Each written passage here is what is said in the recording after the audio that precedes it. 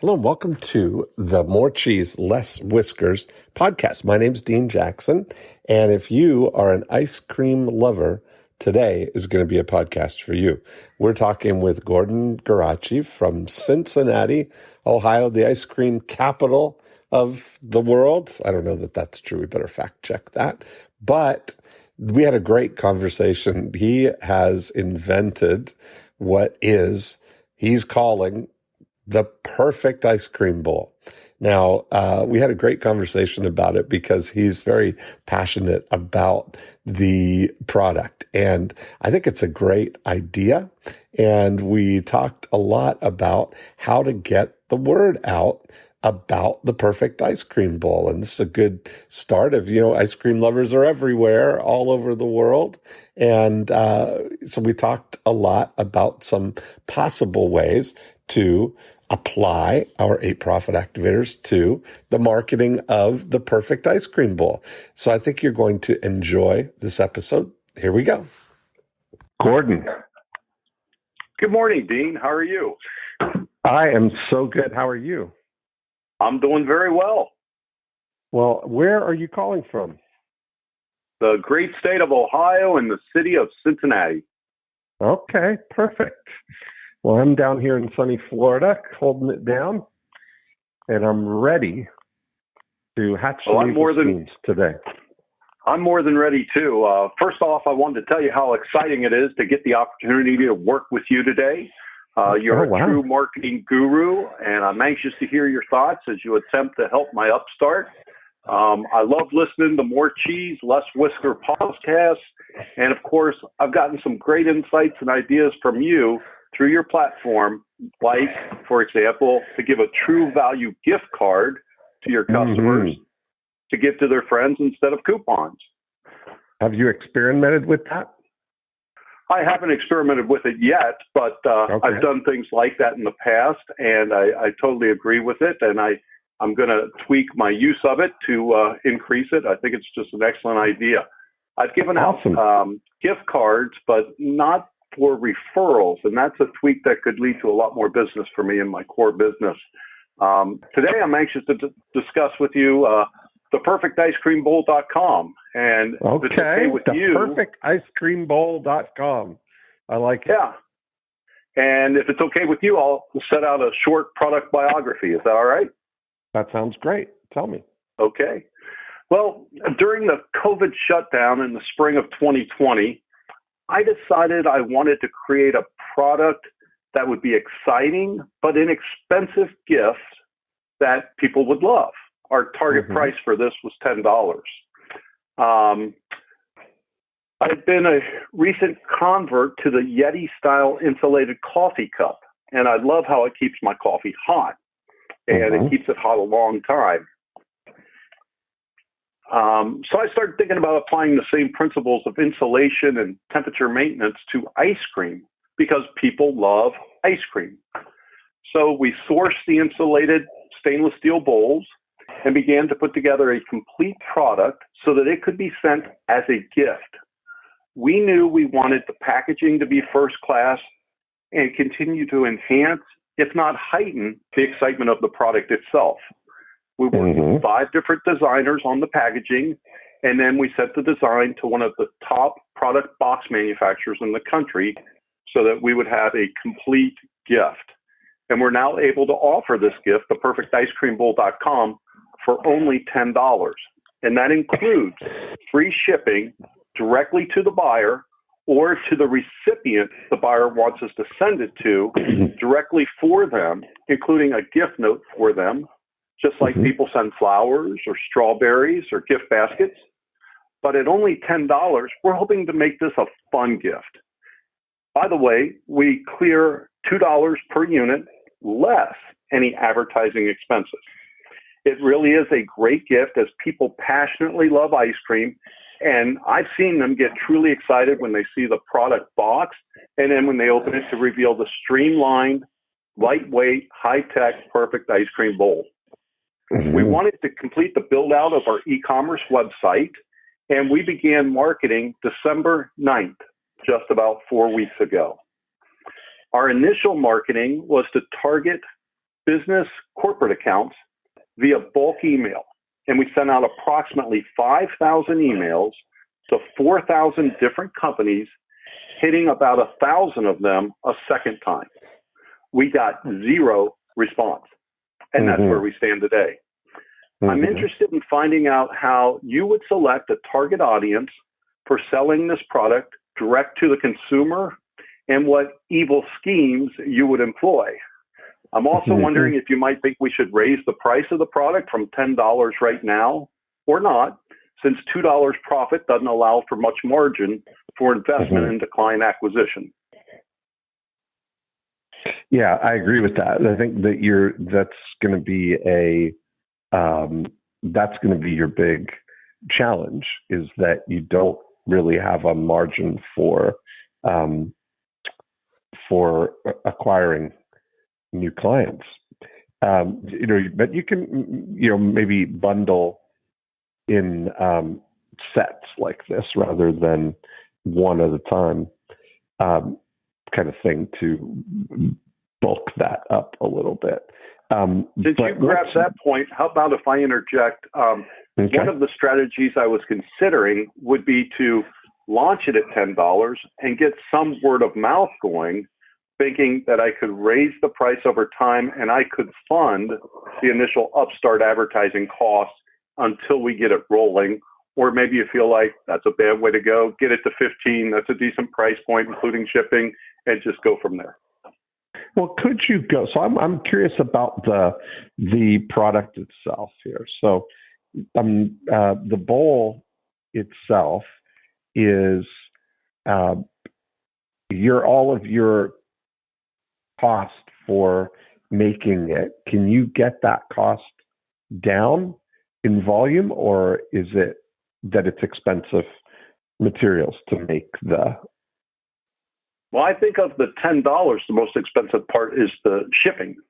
At $5 a bowl, there's $5 of cost right there. The box and the product, therefore, is $3. The shipping, so you're including the shipping in that $10. That's a big point to the consumer. Okay. So I think you can, that would be outside. You could charge for shipping. That's not. I think everybody's kind of used to that.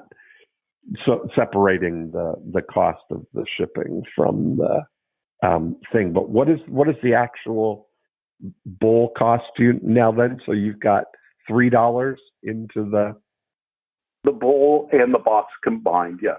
Is $3. Okay, that's more like it.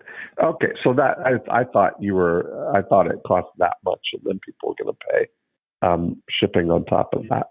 Or that's what I was thinking. You only had $2, even with people paying shipping. So okay, that.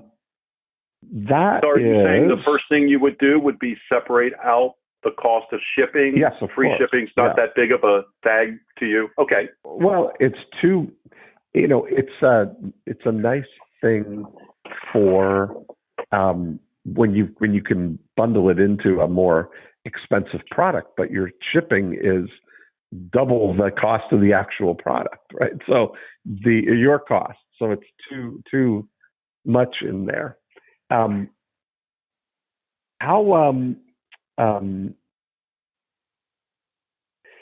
wondering about the how does it compare to like a regular bowl? And I'm wondering if this is an issue. Like one thing I would wonder is, does it insulate your hands from the cold in a way? Like, yes. Is it keeping your and hands that warm serves from two. the? Dean, yes, it does, and that serves two purposes. One, your hands don't get cold, and two, the bowl doesn't transfer in the heat from your hands to cool down the ice cream and melt it. Right. Okay. So that's a win. That's perfect, because sometimes that's the bigger problem. I always find actually that at home ice cream,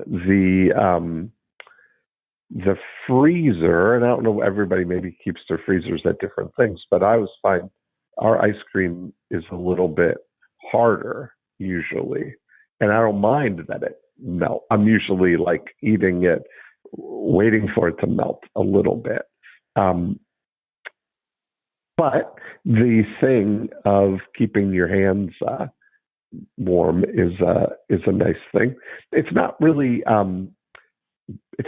solving a problem per se, as a lot of people aren't like kind of lingering over their ice cream like they do a coffee. You know, like you described the Yeti coffee thing of keeping your coffee warm for a longer period of time. Typically, and I may be doing it wrong, but my experience of eating ice cream is that I'm actually eating the ice cream. Is that what is your take on that? Like, how are we?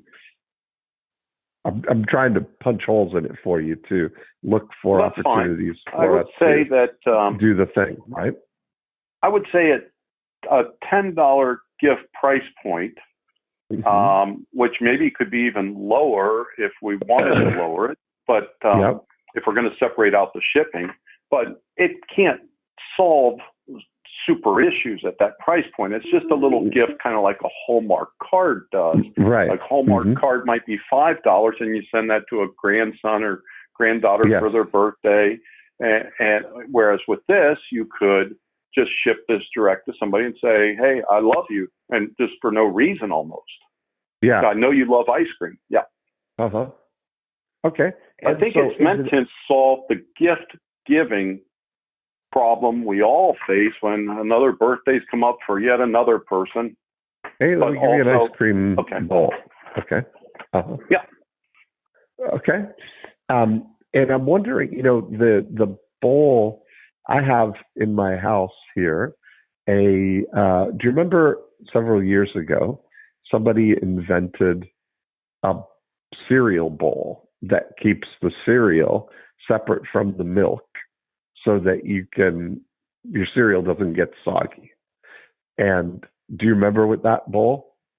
Absolutely. I've seen it doing my research. Yes. Yeah. And I wonder if they're still selling, and what the price is. And do you recall anything about that? I don't want to say clearly anything negative about it. It just didn't look real active, if you will. Right. The website where I found it. However, maybe they've got $5 million in sales, and I don't know. But maybe I saw it, and I thought it was just it was okay, and maybe people want to buy that. But people love ice cream. It just gets exciting when I talk about it to the designers, the box manufacturers, doing research. I love ice cream. Yeah.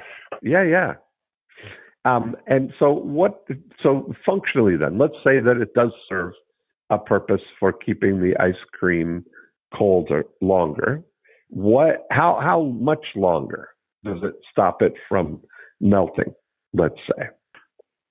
I haven't run any scientific tests on it because I think that is, I want to say kind of negligible.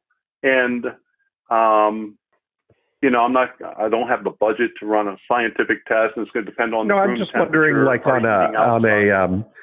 I wonder if you'd ever done just a candid test of putting ice cream in a regular bowl and in your bowl and seeing what people would notice as the difference. Is there anything noticeable if you didn't tell people what it was? Because it's not going to be evident looking at the bowl what it's doing, right? Well, I think it would be evident if you had the bowl in your hand and you were familiar with stainless steel via like the Yeti product and understand that it's a conductive of temperature and it's employing the same. So you would notice, that would be something you would notice. The difference between it and the Yeti, however, the difference between that and the Yeti, to be candid, is there's no lid on this, and therefore room temperature is more infiltrating the source of what you're trying to keep at a regulated temperature. Right. So the real thing is that it's from your hands then, right? So it would keep your hands warm and not melt your ice cream from below, but we don't know whether it's served. I understand the novelty of an ice cream bowl.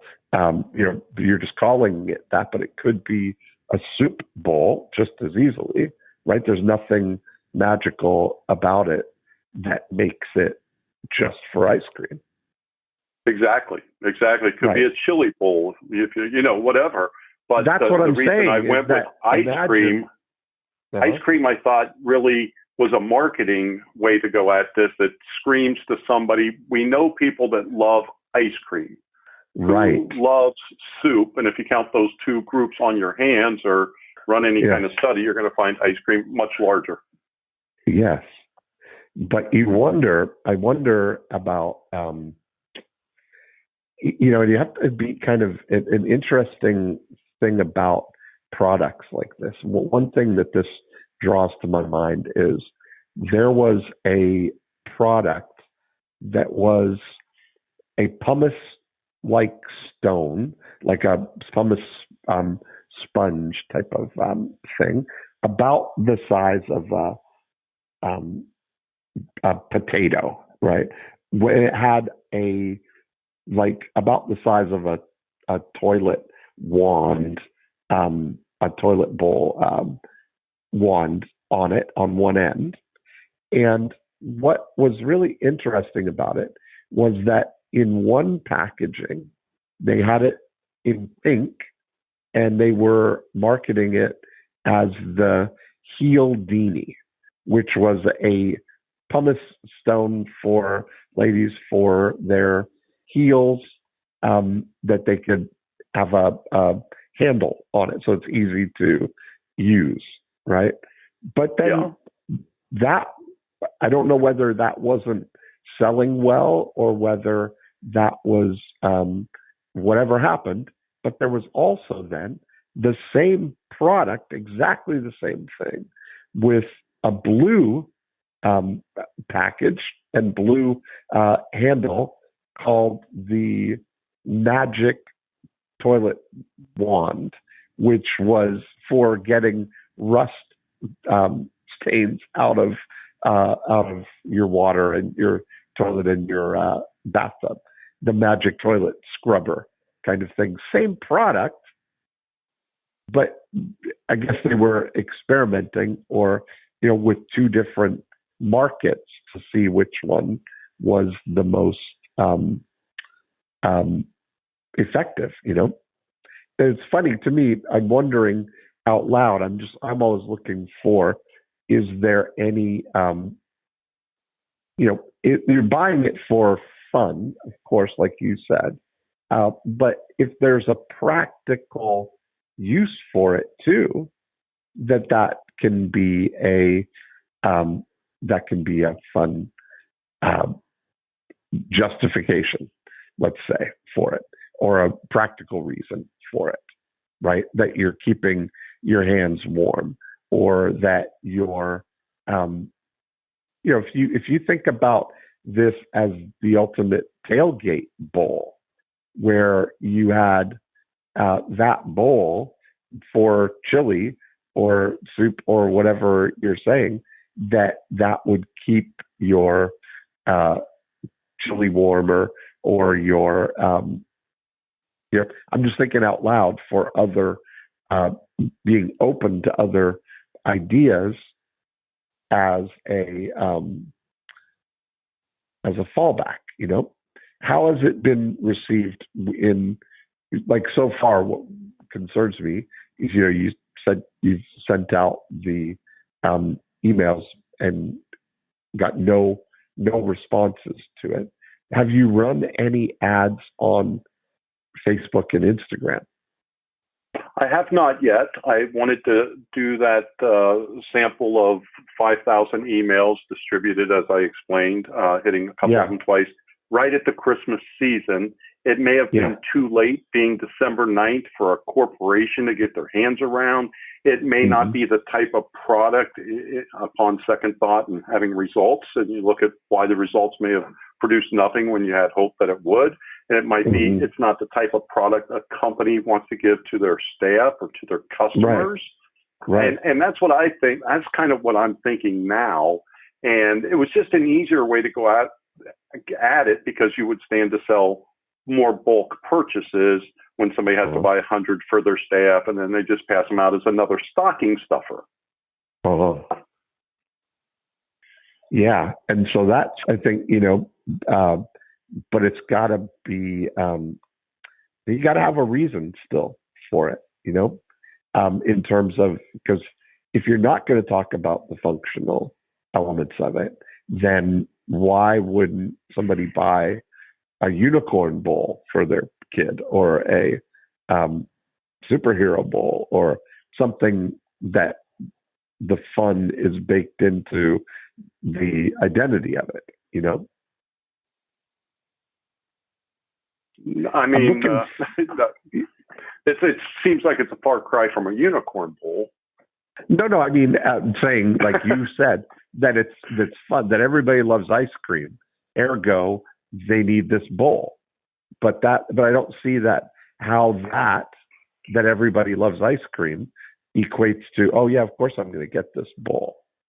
No, right? I agree with that. And that's not the proposition. Proposition is more along the lines of, I know Grandpa loves ice cream, or I need to get my grandkids a gift, or something along those lines. And that's where I think it could have its place. Just because of the affinity somebody has for ice cream, it shows I know you. I mean, think about the selling of coffee shop gift cards without mentioning any brand names. How personal is that gift? Here's a gift card, and yet that's a big business. People get gift cards that have plenty of money and could go anywhere they want anyhow. Yes. Yeah, and that's kind of the thing is, I know you're going to whatever coffee shop you're going to or whatever. It's kind of just a nice, hey, let me buy you a coffee kind of thing. Nobody ever had the wrong size of that. You don't need to return anything. Yeah, but it strikes me as it strikes me as a non-personal gift. Not personal. I get it. Yeah. Okay. Whereas if you buy somebody that loves ice cream, the perfect ice cream bowl, I feel like there's a real nexus of and then you're going to hear them say, "Oh, that was really nice." And when they open it, if you're with them, you're going to see that they kind of get excited. This is different. Yes. This is cool. Yes. And I love ice cream. That's before they open the box, even to see the product and the lightweightness of it, the streamlinedness of it, the insulation of it, the stainless steel aspect. So all that for $10, or if you talk me into raising the price a little bit more. No, I think the price is fine, but I think you can add the shipping, and that's going to that turns out to the same thing to the consumer. Yeah. Mm-hmm. But you don't get blamed for the shipping. Okay, that's the thing. I mean, if you raise the price to $15, that seems like it's that's expensive for the bowl, but you're really at $9.95 plus, and then plus shipping. That sounds reasonable. Nobody blames you for taxes or shipping. As a quick aside, would you go with $9.95 as opposed to $10, or is $10 just a smaller, simpler, cleaner number in this day and age? It could be. You can always everything. All these things are about testing, But when you look at the the historical wisdom of every product marketer, there's some psychological difference to $9.95. It's under $10 than $10. Just as an aside. So there's probably lots of research on those things, but here that's going to be a micro difference. That's not going to be the big difference, you know? So I think having Agreed. I think that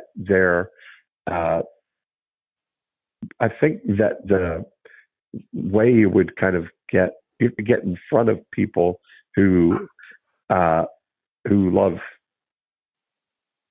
I guess, is this something, I'm wondering, is it something that people would ice cream lovers buy it for themselves? If they saw it, would they recognize that, oh, this would be something I would love? No, I don't think they would. I think it's pretty clearly marked as a gift. You've seen the packaging of it. It is a gift, and it's an indulgence. And I think it's something a wife might buy a husband for sure, buy a set for the family, but buy for yourself, probably not. And there's probably a lot of things that fall into that category. I don't know if we kind of humans leave a couple small things out there that people can buy us for gifts, and just kind of mentioned I saw this cool thing that we could have afforded to buy, but love it. Well, so I think when you're I think having a video or showing it in action there, I just think of the number of things that I've bought on Facebook and Instagram that have kind of come through my feed. You know, I'm holding in my hand my Remarkable tablet. Now, this is the second of these that I have, but I bought the original Remarkable tablet 45 seconds after I knew it existed, because it was something that I knew would be something I would want, right? I bought these shoes that I saw on Facebook come through my news feed, and I think we're very visual like that, right? Like this is an impulse thing that if somebody saw it and knows that it exists, that there would be a chance that somebody might buy it. And you need to see, to experiment, how many people do you have to show this to for somebody to buy one? To determine acquisition cost, sure. Yeah, to get a sense I was thinking about trying to go after a niche versus just broadcast. And I was thinking maybe, so you got to look for targetable groups. And I was thinking maybe target grandparents to buy it for grandkids. And so everything on the website is going to be about that. Every ad is going to be about that. It's just really focused initially to try to do that. Maybe the website doesn't have to do that, but maybe the advertising does it. And maybe you deliver that advertising to grandparents. Do you like delivering it to grandparents better, to buy for grandkids? I like delivering it to everybody. You know, my profit activator number one is select a single target market. And Facebook gives you the opportunity to select grandmothers and grandfathers and create creative that executes on that idea. You know, you could have a video that shows to grandmothers with a grandmother and granddaughter sharing ice cream, and the one kid saying, "Oh, my hands are cold," or whatever, and then switching to the ice cream bowl, and now the grandmother and granddaughter are enjoying ice cream together in their new ice cream bowl. That, you know, there's that. Same thing with grandparents. You could do it for younger, you could do it for younger adults as something as a gift for their grandparents or for their aging parents. That's something that they might like. That may be. I mean, I know lots of people that ice cream is their kind of one indulgence, you know, that they love a scoop of ice cream every night kind of thing. And that might be the perfect kind of thoughtful gift for someone like that, you know? Right, and of course, small little microdot businesses like I am, we can only afford to A/B test so much, and then we have to really define the best A and the best B to test each other. For instance, we wouldn't want to have car salesmen buying it for their car customers. Okay, so we could do grandparents, we could do grandkids, but I feel like maybe you might even want to funnel down, or at least take a percentage of your budget and say, okay, I'm going to dedicate 80% to grandparents and to target to them, and maybe 20% target to parents who have children, i.e., therefore they have grandparents that they buy the gifts for anyhow. And we're going to send this to grandma and grandpa because they love ice cream. Which of those two groups do you like better? Would you like to put more money in? Yeah, I would like to put more money in the one that proves that it's the winner. Those are I don't have any, the only vote that counts is the marketplace, right? We can speculate and build a hypothesis, but in everything, if you're a direct marketer, you have to be an advocate of the scientific method. So you have to test this. And whatever we believe. My issue with that is simply, well, if you put those two against each other, do you need to consider what should be a C or replace the B? That's the same thing, kind of. You're going to find the, because I look at them as separate things, because you're only showing that they're two different audiences, right? So you're showing the,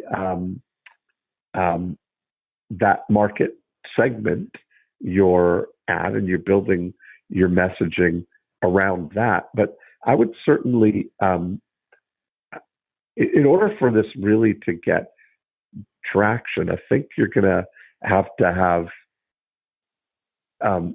some general acceptance of it too, right? Like, I mean, if I would start out with showing to everybody and seeing what the insight tells you, who's engaging with this or who's looking at it, because the Facebook algorithm will show you that women 50 to 75 are engaging with this at a higher rate, you know? So you would just broadly test it, male and because you female? Don't know. Yeah. Okay. And what did you say? Sorry, that last part. Well, I said you'd broadly test it, male and female, all ages, maybe over 18. Right, exactly. And see what the, who it is. Have you got have you got videos that show it? Like, have you got your messaging down, your 1 minute, you really almost need like a short form infomercial about it. Well, on our website, we do have two videos on the homepage there. One is a spokesperson talking about the bowl, and the second video is about people receiving the bowl and opening it, receiving the bowl and opening it. I gotcha. Okay. But we don't have kids in it. We don't have grandkids in it. And so this is a new thinking, since the corporations apparently did not work out. Right. And I don't know at what point you write off a market, or you go, that was just too late in the day. And then, I'm also thinking about other groups that might buy it, Chamber of Commerce's, people that buy little gifts, companies that give out spiffs, things like that. Just a little something to give people. So who would be, you wonder now, like who would be who would be a good person, who would be a related thing, or could this be an interesting, gift from them on purpose, maybe an ice cream manufacturer. That's what I mean, right? Like ice cream shop. Yeah. Yeah. somewhere that wherever people are buying ice cream. Like there's probably a lot of local dairies, creamy whips, that kind of thing. Yep. Yes, exactly. Where you get the soft serve ice cream and it's locally owned. Yep. That might be a thing too. But I think it's interesting to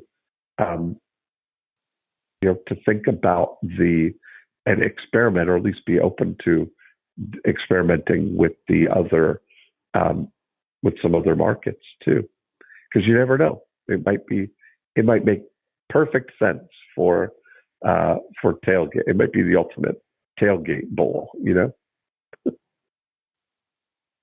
And so are you thinking you're going to design, or you would have our company design different creatives for different Facebook approaches, or it's the same creative? Yeah, you definitely need to. That's the advantage of being able to narrow your focus like that, is to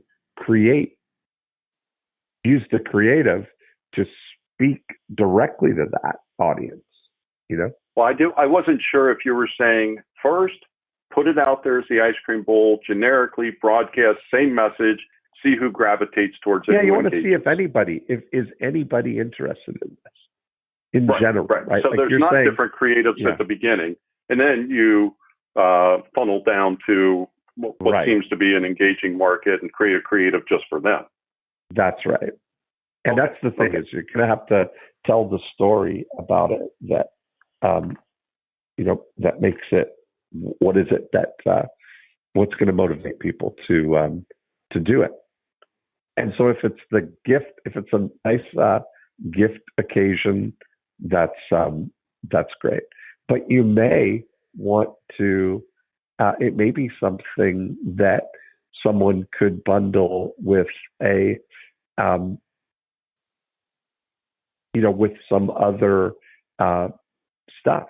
If you're thinking maybe it could be in the ice cream shops that sell, takeaway pints or whatever of ice cream.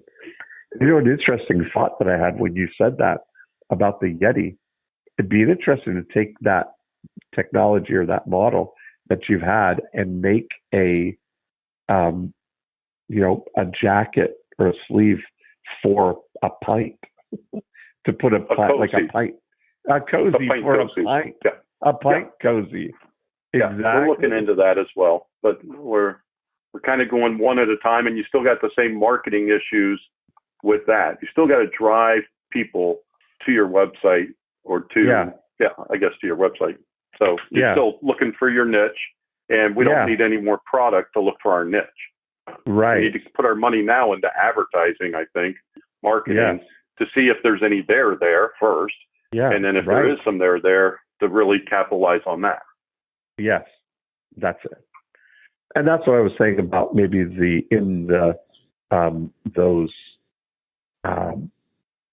I'm thinking about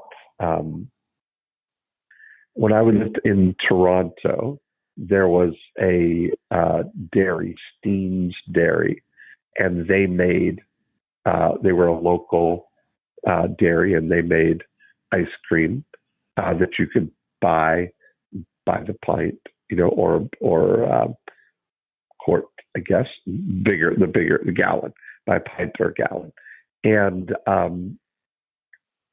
I'm thinking about, there, if people you're right at the source there, where if you had the ability to put some kind of advertising along with every pint that was delivered or sold.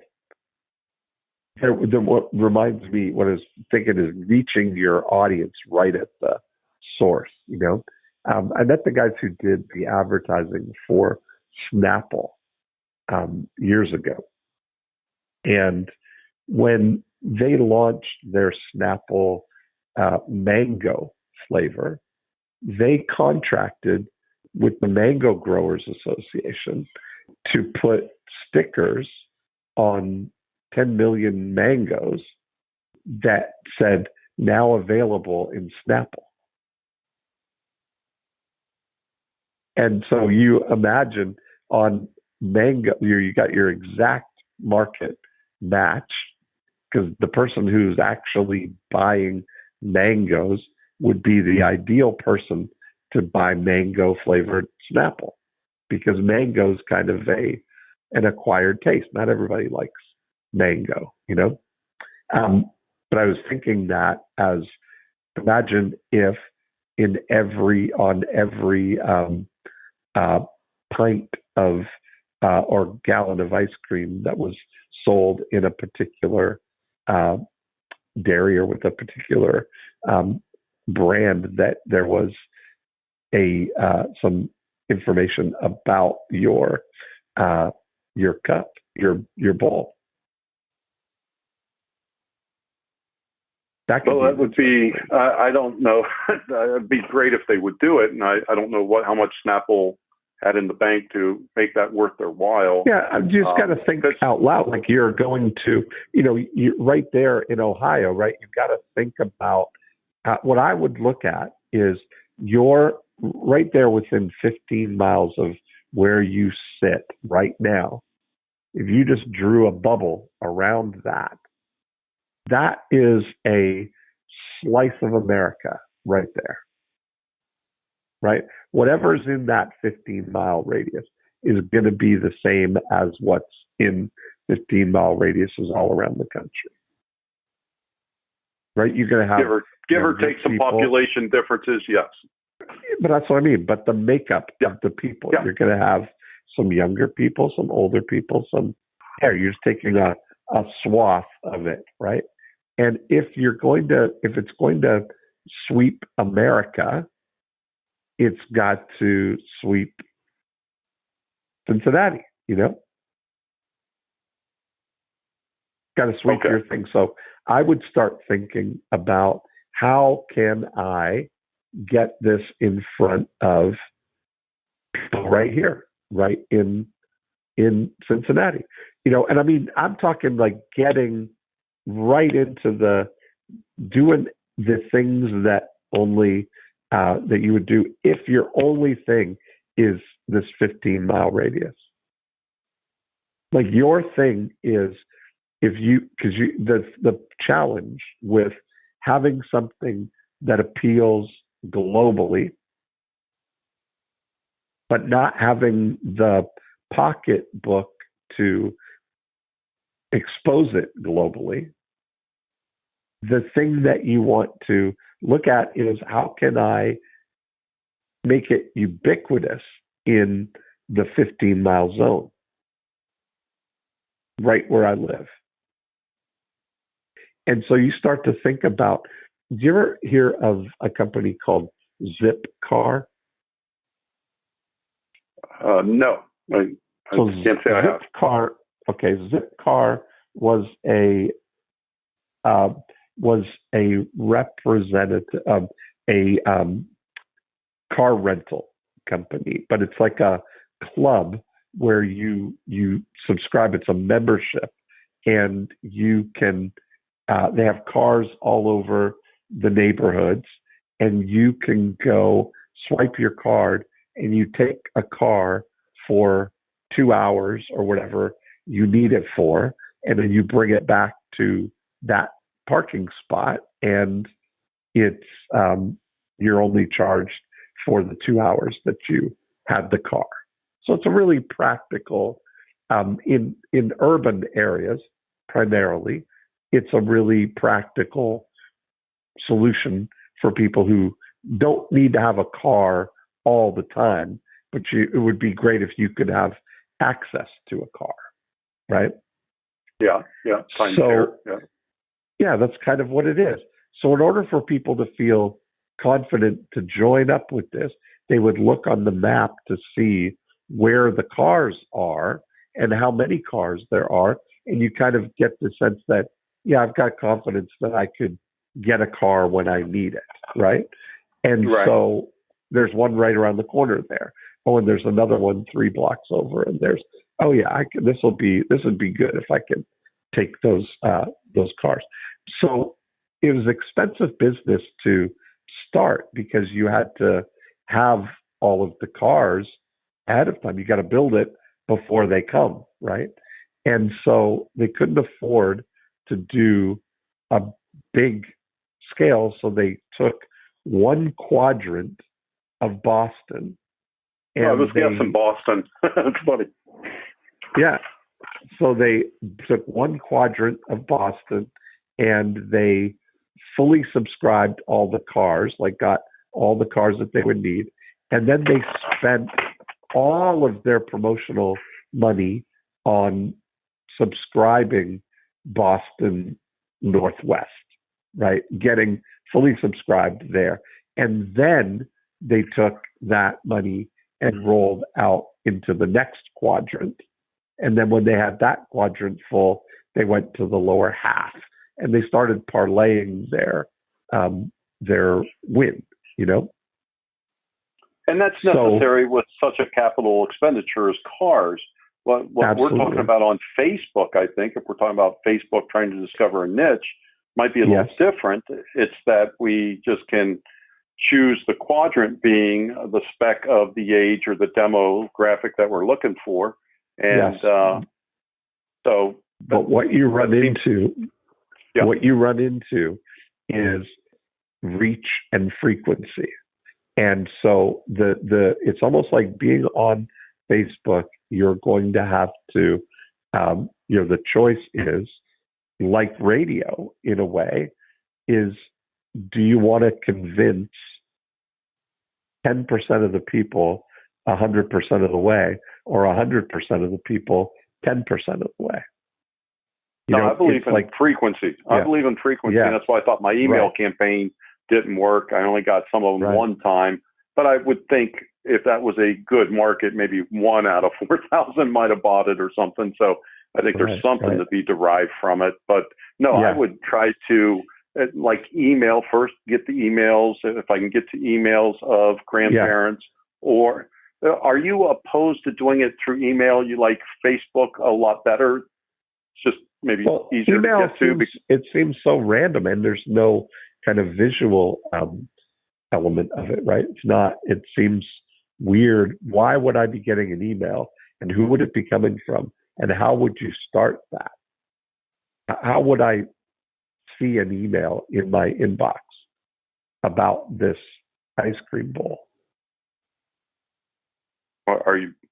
You're asking me how I would target? You can buy lists, and once you buy a list, like I use Sales Genie, now known as Data Axle Genie, but you can buy 1,000 in a northeast quadrant of Boston, or even a smaller section, and you can put in the age demo you want. You can put in the household income you want. You can define your demo. You purchase the emails, or you rent them, and you email to them once, email to them a second time, email to them a third time to get your frequency up.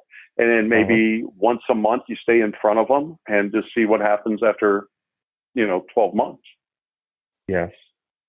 They've had a lot of gift buying occasions. Yeah, go ahead. Mm-hmm.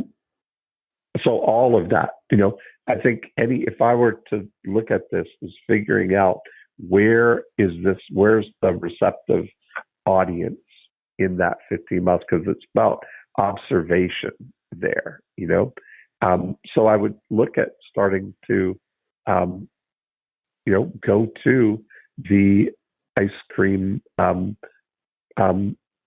shops even, and start to see, I think, real grassroots stuff here, to see where, because you're going to learn from what people say about it to encourage others, or just even having people experience it.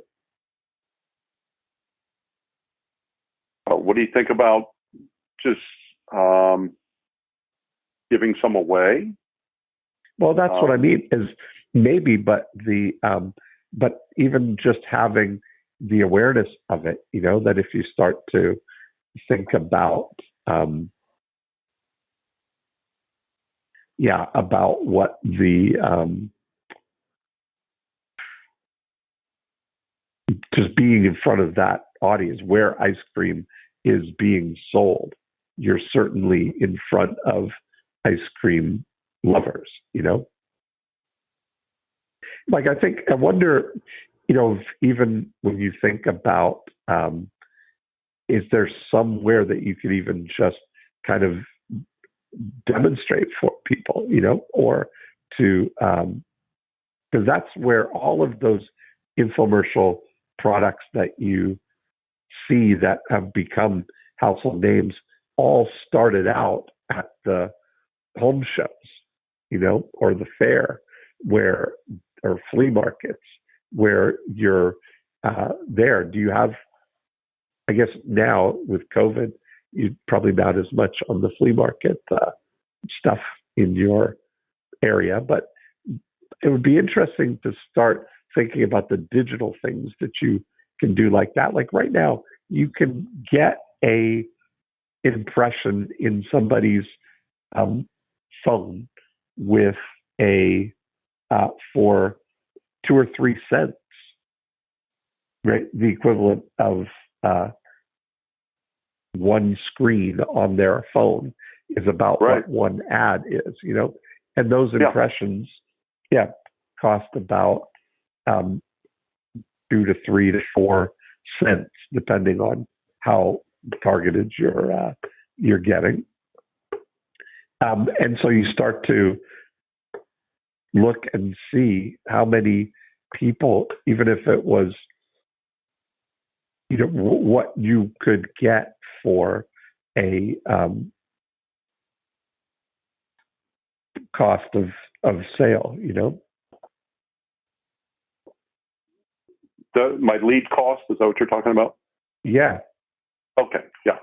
Yeah. See, I think that's a much better way to go at it, and than setting up a display booth. That's way too labor intensive.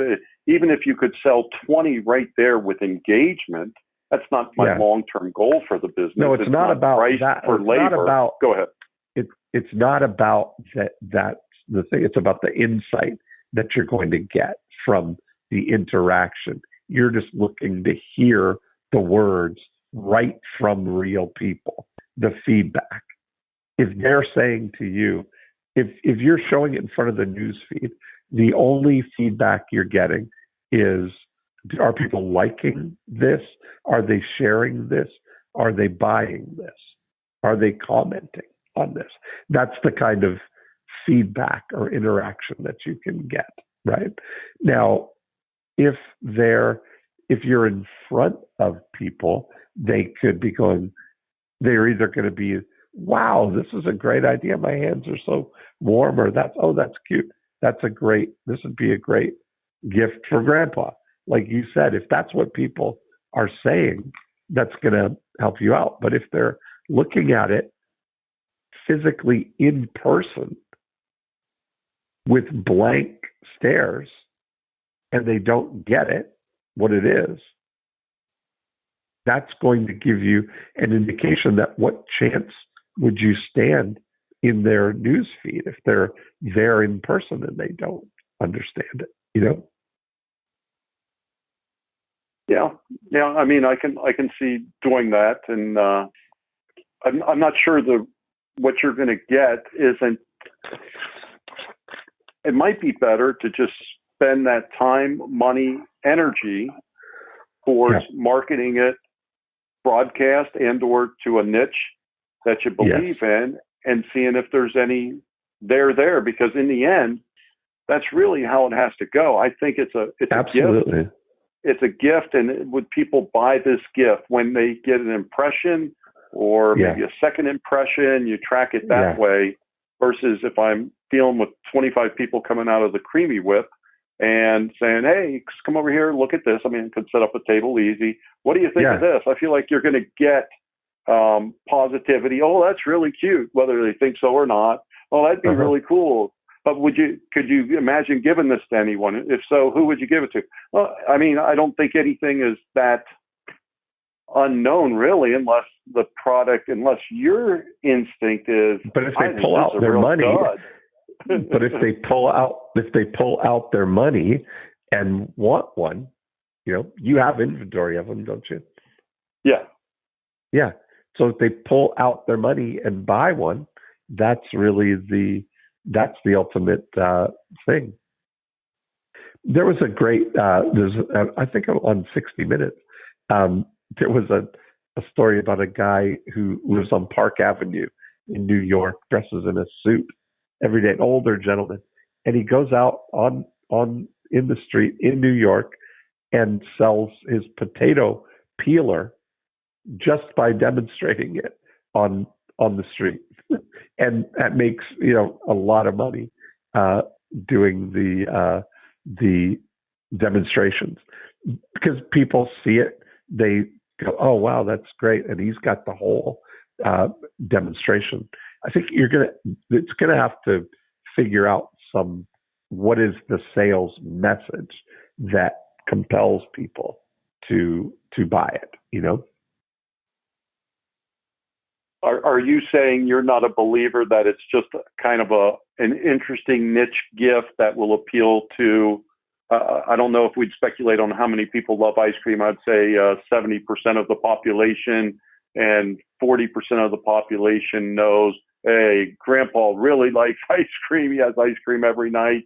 And then you get hit with this and it just clicks, which is what I was kind of seeing more than I need to go out and test this. I already got the inventory now. So that might have been something to do before you bought the inventory, I guess. I kind of felt like there's enough there. Go ahead. I'm sorry to interrupt. Yeah, no, you want this. I guess your objective now is to get rid of your inventory. How many do you have? How many bowls do you have now? My initial order was 5,000. Okay. So you got 5,000 bowls right now, which is potentially $50,000, right? That's in sales that you've got potential right there. So that's right. Yep. So that's good. Now we've got to see how much it's going to cost to get that 50. To get that 50,000. It could be a good party favor for kids' birthday parties. When they have over the 7-year-olds, and they actually give gifts to the kids that come to the party, the guests. Yes. Yes. Well, the idea to track how to get to them. Well, that's true. Or true. Just getting the parents of youngsters. Yeah. Preschool that's parents. The thing. That's where I think the Facebook thing is going to start, and I think there's going to be something to showing the bowl, showing the use case, showing the joy of it,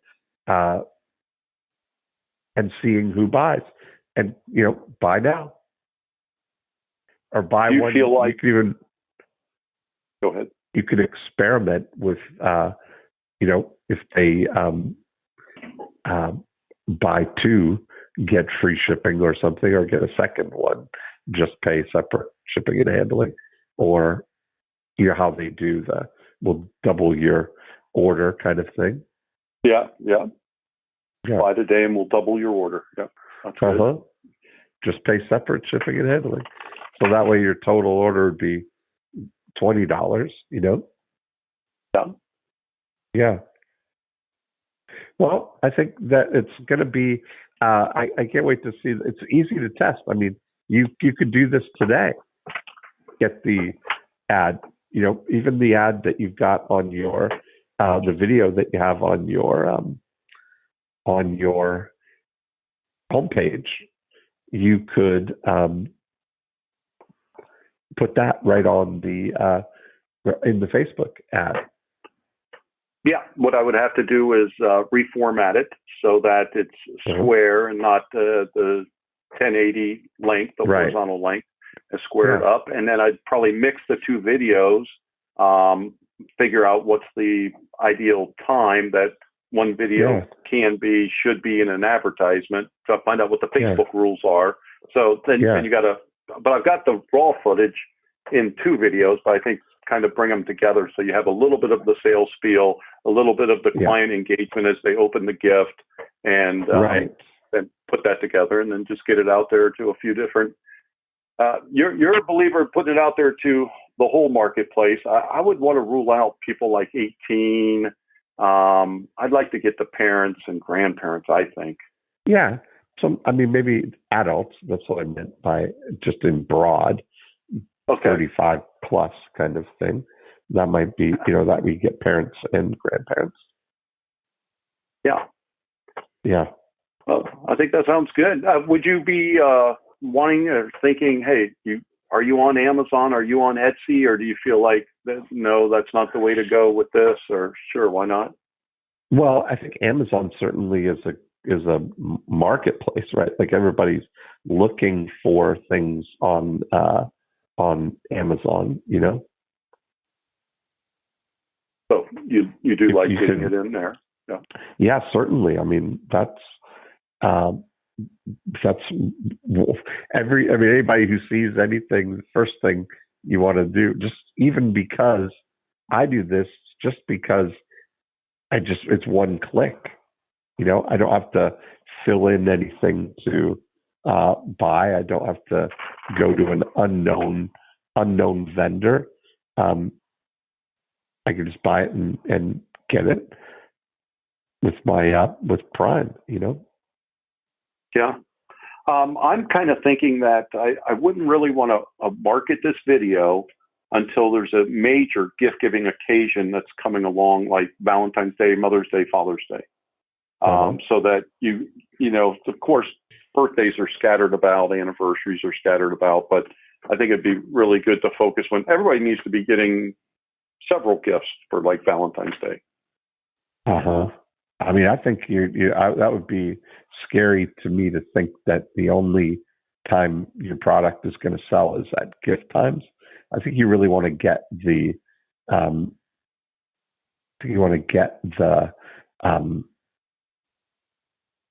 it feels like you wonder if it'd be something that somebody would buy for themselves,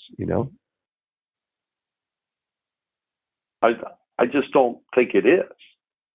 Do you? Does it strike you as something? I don't know. Like the whole, this is I'm trying to give like the best thinking around how to make it as appealing to find the right people, but as a gift, now we've got to make that connection even that. Yeah, I mean, it's so.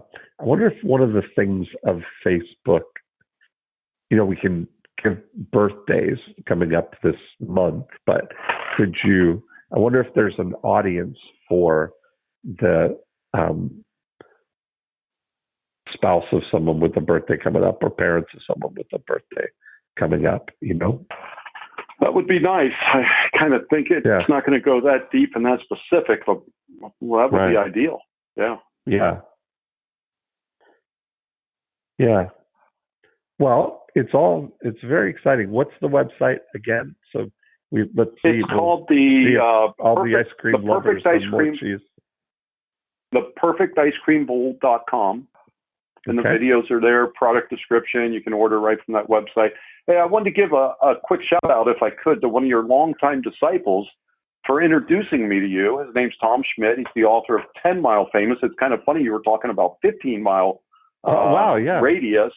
And so he's been a longtime follower of yours, and he turned me on to you. And so it's the way the circle and the networking works. And I really appreciate all your time today. And I'm sure you've helped me. I'm going to apply every word you've said and kind of figure out how I sort it out and go forward. I really enjoyed it. It's been fun. Awesome. Well, thanks so much. I'm going to check out the website. Sounds good. Well, thank you so much, Dean. I appreciate your time today, okay? Okay, thanks. I'll talk to you soon. Take care. Bye-bye. Bye. And there we have it. Another great episode. Thanks for listening in. If you want to continue the conversation, we'll go deeper in how the 8 profit activators can apply to your business. 2 things you can do. Right now, you can go to morecheeselesswhiskers.com and you can download a copy of the More Cheese Less Whiskers book. And you can listen to the back episodes, of course, if you're just listening here on iTunes. Secondly, the thing that we talk about in applying all of the 8 profit activators are part of the breakthrough DNA process. And you can download a book and a scorecard and watch a video all about the 8 profit activators at breakthroughdna.com. And that's a great place to start the journey in applying this scientific approach to growing your business. That's really the way we think about Breakthrough DNA, as an operating system that you can overlay on your existing business and immediately look for insights there. So that's it for this week. Have a great week, and we will be back next time with another episode of More Cheese, Less Whiskers.